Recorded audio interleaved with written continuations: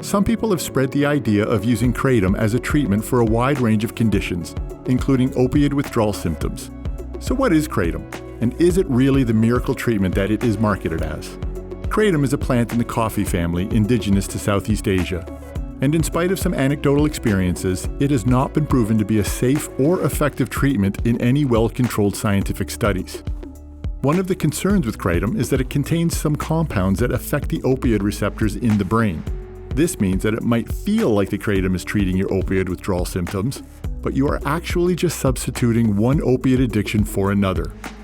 A study from Addiction Biology found that one of the two psychoactive compounds in Kratom, 7-HMG, has a high abuse potential that may also increase the intake of other opiates.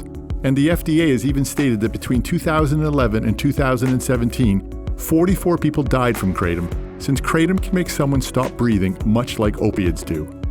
So until Kratom is better researched and regulated, please steer clear of it. There are countless other safe and evidence-based treatment options to treat your opioid addiction, including medication-assisted treatment with FDA-approved prescriptions and cognitive behavioral therapy, among others.